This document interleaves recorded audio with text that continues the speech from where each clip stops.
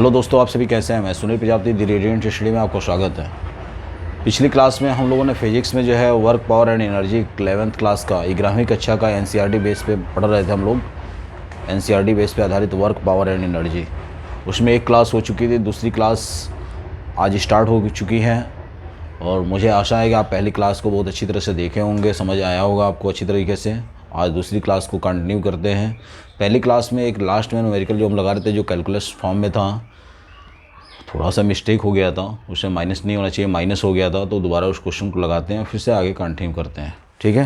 Question है आपका कि किसी पिंड पर बल का मान, क्वेश्चन था हमारा किसी पिंड पर बल का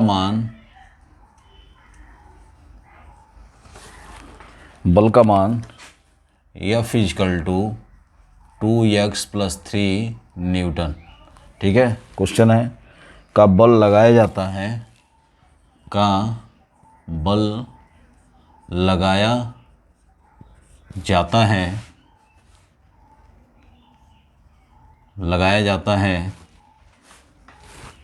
तो उसका विस्थापन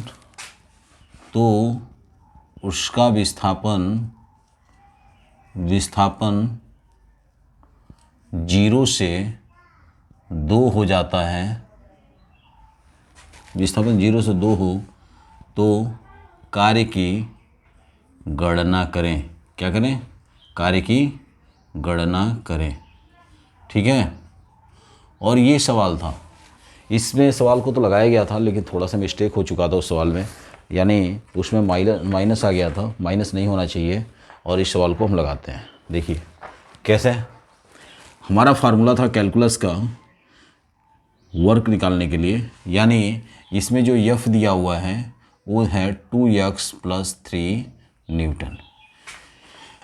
यानी इसमें जो विस्थापन है, यानी प्रारंभिक स्थिति से अंतिम स्थिति का, वो है 0 से 2, यानी ये आप क्या है? विस्थापन। तो हम लोगों ने फार्मूला क्या पढ़ा था? फार्मूला था x1 to x2। x1 क्या था? प्रारंभिक स्थिति थी, x2 द्वितीय स्थिति थी, F और dx, ये फार्मूला था। इस फार्मूले के आधार पे इस सवाल को हल होना है। ठीक है। तो कैसे होगा देखिएगा। देखो W इजकल टू x1 की वैल्यू कितनी है? 0 है। ये प्रारंभिक स्थिति है, यानी ये प्रारंभिक स्थिति है।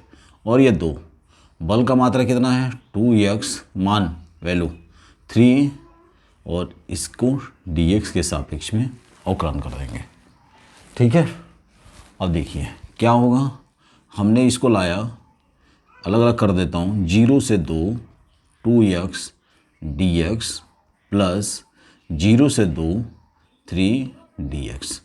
ठीक है। इसको भी अलग करते हैं, 2 को बाहर कर लेते हैं, 0 से 2, अब यहाँ पे x हो गया dx प्लस 3 को बाहर करके 1 dx 0 से 2।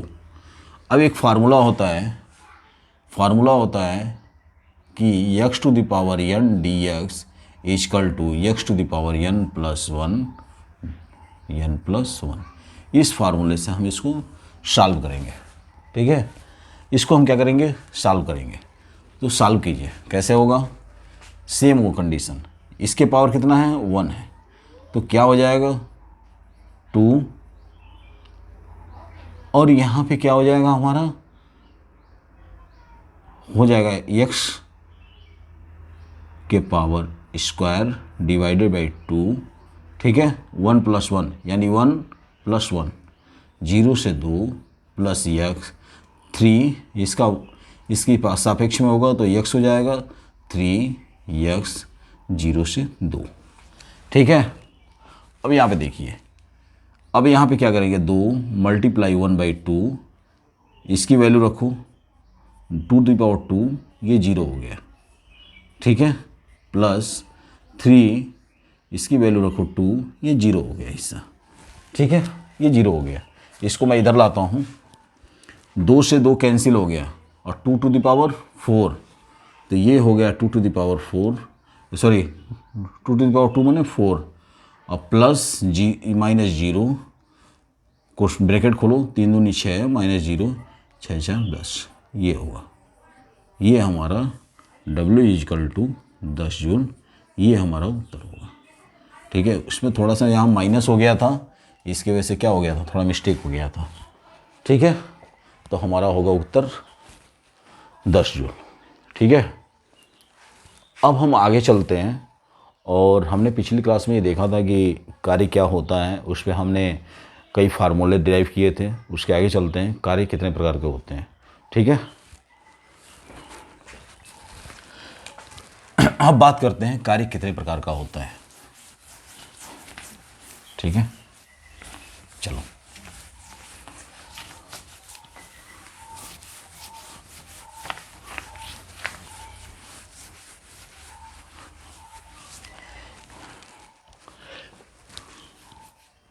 टाइप्स ऑफ वर्क, यानी कार्य के प्रकार। कार्य के प्रकार देखिए, कार्य जो है हमारा 3 प्रकार का होता है। पहला होता है धनात्मक कार्य, दूसरा होता है ऋणात्मक कार्य, और तीसरा होता है जीरो कार्य यानी शून्य। पहला धनात्मक, ऋणात्मक और शून्य, यानी पॉजिटिव वर्क, नेगेटिव वर्क और आपका शून्य वर्क। ठीक है, समझने की कोशिश करना।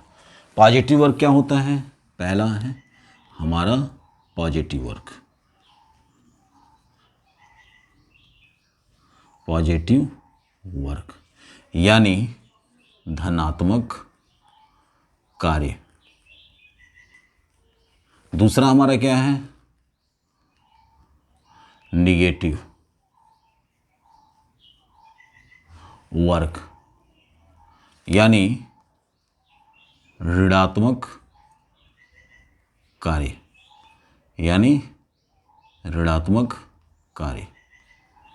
और लास्ट है तीसरा जीरो यानी शून्य, ये हमारा है शून्य कार्य। ठीक है दोस्तों, 3 है, 3 कार्य हैं। पहला है धनात्मक, दूसरा है ऋणात्मक और तीसरा है क्या, शून्य कार्य। तो हम पहले पढ़ते हैं पॉजिटिव वर्क पे, धनात्मक कार्य होता क्या है।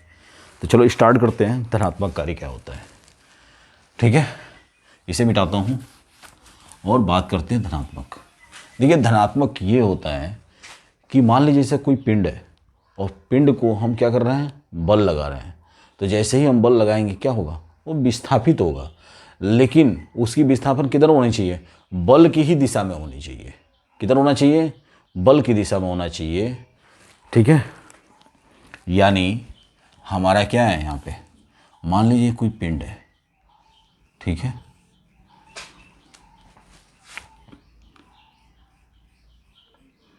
ये कोई सरफेस एरिया है,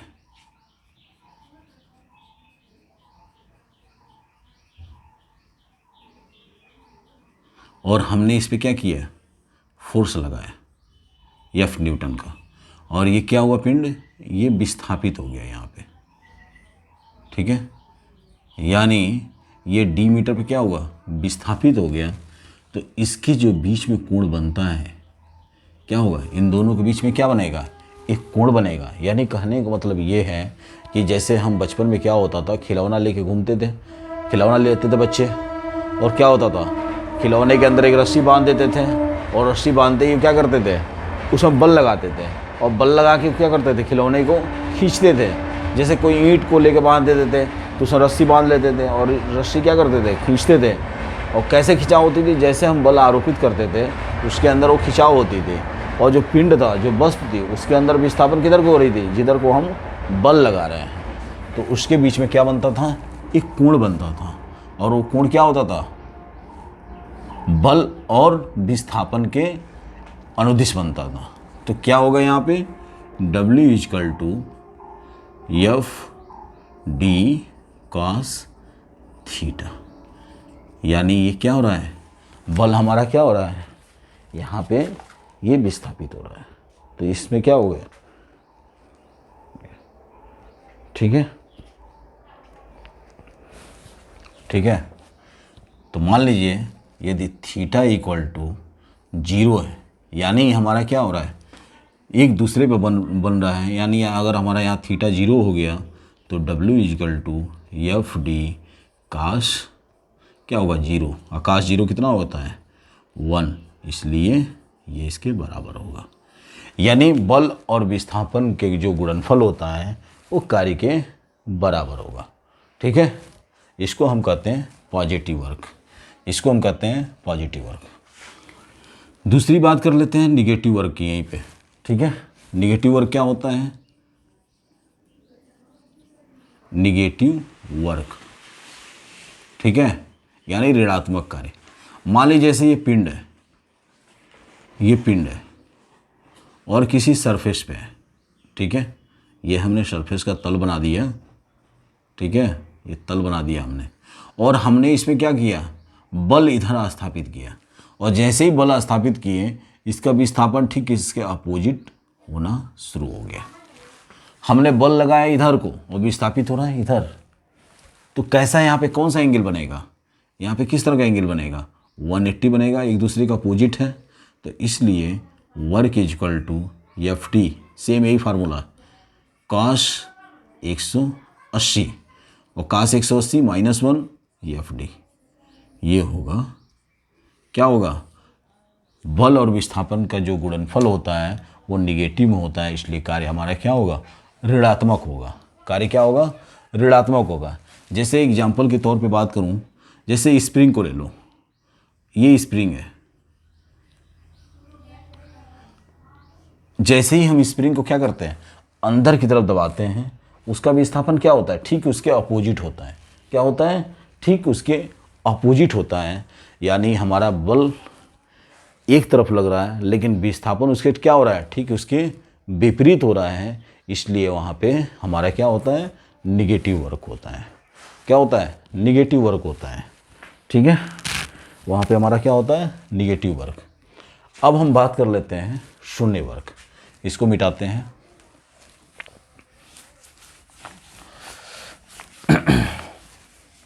शून्य वर्क यानी जीरो वर्क।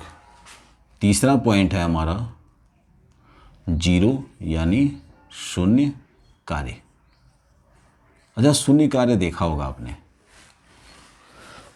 यदि किसी कार्य में हम कितना भी कर लें, अगर उनके बीच में 90 डिग्री का कोण बन रहा है तो वो कार्य शून्य होता है। यानी मान लीजिए कोई दीवार है और दीवार पे हम धक्का लगा रहे हैं और 1 इंच भी वो विस्थापित नहीं हुआ और पूरा सुबह से लेकर शाम तक हमने उस कार्य को किया और बेचारा वो दीवार 1 इंच भी नहीं खिसका, तो इसका मतलब क्या हुआ, हमने कोई कार्य नहीं किया फिजिक्स के रूप में। भले ही हम नेचुरली ये कहे कि हम सुबह से लेकर शाम तक लगे थे और इतनी मेहनत हमने किया, उसके बावजूद भी हमने क्या हुआ, ये दीवार विस्थापित नहीं हुई, तो फिजिक्स के हिसाब से उसमें कोई आपने कार्य नहीं किया। अगर वो थोड़ा सा भी उसके अंदर विस्थापन हो जाता तो क्या होता, उसमें कार्य हो जाती। जब आपने देखा होगा रेलवे प्लेटफॉर्म वगैरह पे कूली क्या करता है, सामान को लेके जाता है और पूरा वजन उसके सर पे होता है, लेकिन जो आपका जो वजन होता है, जो भार होता है, वो किधर को फोर्स करता है, नीचे की तरफ करता है। यानी वो समतल पे चलता है अपने भार को लेके, और समतल और उसके बीच में कितने डिग्री का कोण बनता है, 90। तो उसके हिसाब से काश 90 जीरो होता है, इसलिए पूरा जीरो हो गया। तो उसके हिसाब से फिजिक्स, उसके क्या मतलब फिजिक्स के हिसाब से वहाँ कार्य जीरो हुआ। लेकिन अगर ये कूली से बात कह दी जाए तो कूली बेचारा क्या कर देगा, झगड़ा कर लेगा, वो पैसा लेके ही रहेगा। तो ऐसा नहीं, नेचुरल रूप से तो उसने कार्य किया लेकिन फिजिक्स के रूप से उसने कार्य नहीं किया। ठीक है, तो मान लीजिए, जैसे मान लीजिए आपका ये कूली है, कोई व्यक्ति है और इसने ये क्या किया, कोई वस्तु ले रखा है, और इसने कोई वस्तु ले रखा है और ये किसी समतल तल पे बेचारा चल रहा है। ठीक है, यानी इसका बल किधर को लग रहा है, नीचे की तरफ, यानी एफ क्या हो रहा है, ये पूरी पोजीशन पे नीचे की तरफ लग रही है, और ये क्या हो रहा है, सामान को विस्थापित कर रहा है। मान लीजिए किसी पोजीशन पे ये 0 पॉइंट पे था, किसी पॉइंट पे ये 1 पॉइंट पे आ गया, यानी यहाँ से लेके वहाँ तक विस्थापित हुआ, लेकिन इन दोनों के बीच में जो डिग्री बनेगा वो 90 डिग्री होगा। क्या होगा? 90 डिग्री होगा। यानी अगर दूसरे फार्मूले दूसरे फिगर के हिसाब से देखें तो ये कोई वस्तु है और वस्तु में हम क्या कर रहे हैं, ये बल नीचे की तरफ आरोपित हो रहा है और इसमें जो कोण बनेगा वो 90 डिग्री का होगा। यानी उस हिसाब से हमारा क्या होगा, W=FD cos 90, और cos 90 कितना हो गया, 0, तो FD × 0 कार्य क्या हो गया यहाँ पे 0। ठीक है, तो जब तक उसके अंदर किसी तरह का कोई वर्क ना हो, वही अगर 90 डिग्री से थोड़ा सा भी एंगल कम होता तो कार्य को मान लिया जाता। यानी उसकी वैल्यू क्या होती, 0 नहीं होती। क्या होता है, 0 नहीं होता। यानी आपके 80 भी होता, 85 भी होता तो उसके अंदर वो कार्य हो चुका है। ठीक है, थोड़ा सा भी उसके अंदर झुकाव हो तो कार्य हो गया है। तो ये थे हमारे 3 प्रकार के कार्य। पहला पॉजिटिव था, निगेटिव था, दूसरा शून्य कार्य था। जब एक चीज़, वीडियो को ज़्यादा से ज़्यादा शेयर कीजिएगा। अगर सब्सक्राइब नहीं किया आपने तो सब्सक्राइब जरूर कर लीजिएगा, वीडियो को लाइक कीजिएगा। ठीक है, अब हम आगे चलते हैं इस चीज़ को।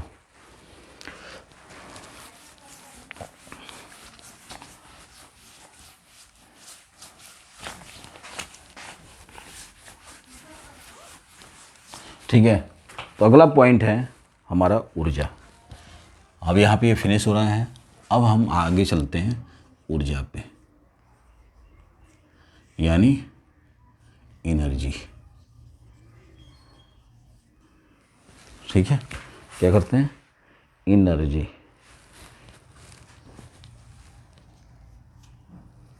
ठीक है, एनर्जी क्या है भाई, ऊर्जा क्या है? ऊर्जा जो है, देखो ऊर्जा की बात करें तो ये पूरा ब्रह्मांड की जो सृष्टि हुई है, वैज्ञानिकों के हिसाब से पूरे ब्रह्मांड में ऊर्जा है। ठीक है, तो कार्य करने की क्षमता को हम क्या कहते हैं, ऊर्जा कहते हैं। कार्य करने की क्षमता को हम ऊर्जा कहते हैं। क्या डिफिनेशन हुआ, कार्य करने की क्षमता को हम ऊर्जा कहते हैं, सिंपल भाषा में। अब बात आती है ऊर्जा कितने प्रकार के होते हैं। तो ऊर्जा निम्न कई प्रकार के होते हैं। आपने देखा होगा प्रकाश भी क्या है, एक तरह की ऊर्जा है। विद्युत भी क्या है, एक तरह की ऊर्जा है। ऊष्मा भी क्या है, एक तरह की ऊर्जा है। यांत्रिक भी क्या है, एक तरह की ऊर्जा है। तो इस तरह जो है आपकी ऊर्जा कई प्रकार की होती है। कितनी होती है? पहला है आपका यांत्रिक ऊर्जा। ठीक है, इसको कहते हैं मैकेनिकल एनर्जी।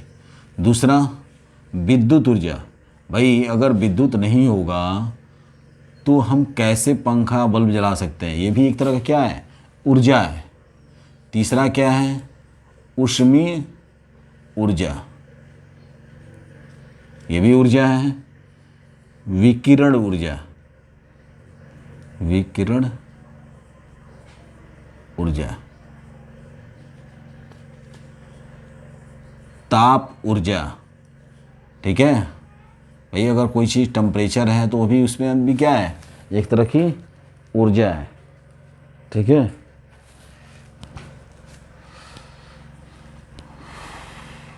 सोलर ऊर्जा,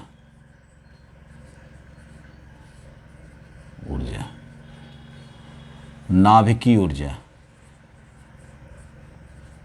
ये सब क्या है, ऊर्जा के स्रोत है। क्या है, ऊर्जा के स्रोत है। लेकिन हमें वर्क पावर एंड एनर्जी में हमें सिर्फ यांत्रिक ऊर्जा पढ़ना है।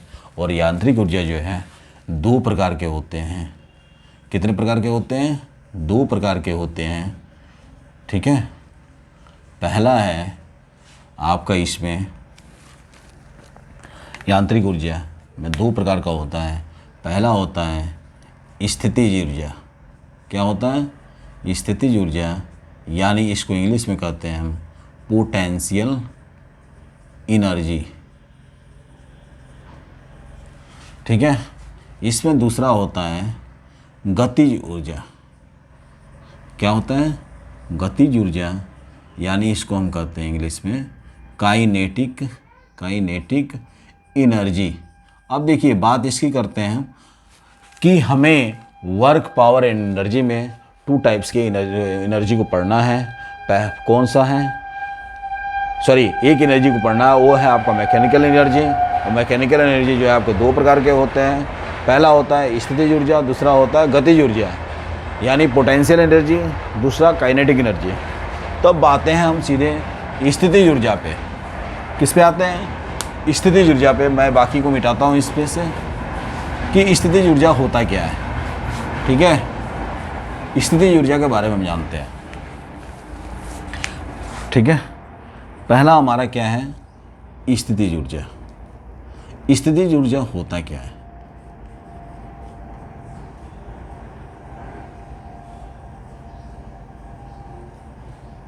यानी पोटेंशियल एनर्जी। देखिए जो स्थितिज ऊर्जा होती है वो क्या होता है? कोई स्थिर पिंड या कोई वस्तु की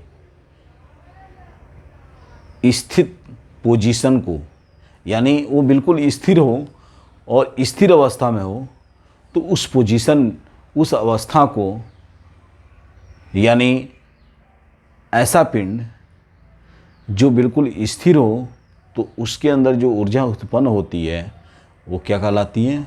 स्थितिज ऊर्जा। यानी यदि कोई पिंड स्थिर हो और उसके अंदर जो ऊर्जा उत्पन्न होती है उसको हम कहते हैं स्थितिज ऊर्जा। उसको क्या कहते हैं? स्थितिज ऊर्जा। यानी हम कहते हैं पोटेंशियल एनर्जी। अर्थात उस वस्तु के स्थिति के कारण, स्थिर स्थिति के कारण जो ऊर्जा उत्पन्न होती है उसे हम स्थितिज ऊर्जा कहते हैं। यानी यदि किसी वस्तु की स्थिति स्थिर हो तो उसके अंदर जो ऊर्जा उत्पन्न होती है उसको हम क्या कहते हैं? स्थितिज ऊर्जा। एक बार और सुन लो फिर से क्या होता है। यदि कोई पिंड स्थिर अवस्था में हो तो उसके अंदर जो ऊर्जा उत्पन्न होती है उसको हम कहते हैं स्थितिज ऊर्जा। जैसे मान लीजिए, जैसे हमने एग्जाम्पल के तौर पे कह दिया मेज अगर आपके घर के अंदर रखा है तो किस रूप में है? उसके अंदर कौन सी ऊर्जा उत्पन्न हो रही है? स्थितिज ऊर्जा हो रही है। यदि किस पानी का टंकी हो और उसके अंदर पानी भरा हो, पानी क्या हो रहा है? स्थिर है, तो उसके अंदर स्थिरता के कारण जो ऊर्जा उत्पन्न हो रही है वो क्या हो रहा है? स्थितिज ऊर्जा हो रहा है। कुर्सी है, कुर्सी रखी है, उसके अंदर जो ऊर्जा उत्पन्न हो रही है वो क्या हो रहा है? स्थितिज ऊर्जा हो रहा है। तो ये सब क्या है? स्थितिज ऊर्जा के एग्जाम्पल है। ये सब क्या है? स्थितिज ऊर्जा के एग्जाम्पल है। ठीक है, मान लीजिए ये आपका कोई सरफेस है। ठीक है, ये क्या है? आपका सरफेस है। क्या हो रहा है? सरफेस है। और ये आपका क्या है? कोई वस्तु या पिंड है यम द्रव्यमान का। क्या है? यम द्रव्यमान का कोई पिंड है। ठीक है, और इसको हमने यह ऊंचाई पे कितने, जैसे यम द्रव्यमान का कोई पदार्थ है और हमने यह ऊंचाई पे इसको क्या कर दिया? फोर्स लगाया, और फोर्स लगाते ही हमने इस पिंड पे को ऊपर उठा दिया। क्या कर दिया? ऊपर उठा दिया। ठीक है, तो इसमें जो भार लगेगा, भार तो यम है, लेकिन इसके अंदर भार तो यम ग्राम है, लेकिन वो क्या होगा? वो गुरुत्वीय त्वरण के कारण, गुरुत्वाकर्षण बल के कारण वो नीचे की तरफ दबाव करेगा। इसलिए इसका क्या हो जाएगा? टोटल भार mg हो जाएगा। टोटल भार क्या हो जाएगा? mg हो जाएगा। इसलिए इसमें क्या होगा? किया गया कार्य बराबर, हमने क्या किया भाई? किया गया कार्य बराबर W = F/d। ठीक है, F/d। तो F बराबर होता है यम ए। यह बराबर क्या होता है यम ए। तो यहाँ पे W इजकल टू यफ क्या है, यफ तो है ही है, लेकिन यहाँ पे डी क्या हो रहा है, हमने यम जी वेट के हिसाब से हमने क्या बनाया, इसको विस्थापित किया है। यानी इसमें क्या हुआ हमारा, इसमें हमारा कितना विस्थापन हुआ रहा है, ठीक है। तो हमारे यहाँ विस्थापन की जगह पे क्या होगा, हमारा विस्थापन कितना हो रहा है, यच हो रहा है, ठीक है। और यहाँ पे ये त्वरण है, तो ये जब ये त्वरण है तो ए की जगह पे हमारा क्या हो रहा है, जी लग रहा है, इसलिए W बराबर यम जी एच। और किसका कार्य हो रहा है, पोटेंशियल एनर्जी का, तो इसलिए P बराबर यम जी एच। ये हमारा क्या हो गया, पोटेंशियल एनर्जी हो गया। क्या हुआ हमारा, ये पोटेंशियल एनर्जी हो गया। क्या होगा, ये हमारा पोटेंशियल एनर्जी हो गया, ठीक है। अब हमारा जो है नेक्स्ट पॉइंट है वो है गतिज ऊर्जा। क्या है भाई, गतिज ऊर्जा। देखो समझने की कोशिश कर रहे हैं यहाँ पे स्थितिज ऊर्जा की। पहले मान लीजिए कोई यम द्रव्यमान का पदार्थ है और हमने यफ बल लगा के इसको यच ऊंचाई तक उठा दिया है, ठीक है। और इस पे जो पिंड का जो भार है वो mg ग्राम है, mg है। तो इसलिए किया गया कार्य बराबर W बराबर एफ डी होता है, W बराबर एफ डी, डी क्या विस्थापन है। तो हमने इस पिंड को कितना विस्थापित किया, एच ऊंचाई तक, तो हमने डी जगह पे एच रख दिया है। एफ की वैल्यू होती है यम ए, लेकिन ए क्या है, त्वरण है, तो हमारा यहाँ पे त्वरण के पे जी हो गया, क्योंकि गुरुत्वाकर्षण के कारण क्या हो रहा है, ये बल पृथ्वी की तरफ आकर्षित हो रही है, तो इसलिए हमारा भार कैसा हो रहा है, एम जी के रूप में हो रहा है। तो एफ बराबर हमने एम जी कर दिया और हाइट अपनी एच थी। तो ये हमारी कैसे निकली ऊर्जा, पोटेंशियल एनर्जी का निकला। कैसा निकला, पोटेंशियल एनर्जी के रूप में निकला, ठीक है। अब अगला पॉइंट है हमारा गतिज ऊर्जा, तो इसको हम नेक्स्ट क्लास में पढ़ेंगे। अभी तक के लिए धन्यवाद, फिर से मिलते हैं अगली क्लास में गतिज ऊर्जा, और उसको आगे हम कंटिन्यू करेंगे। तब तक के लिए धन्यवाद।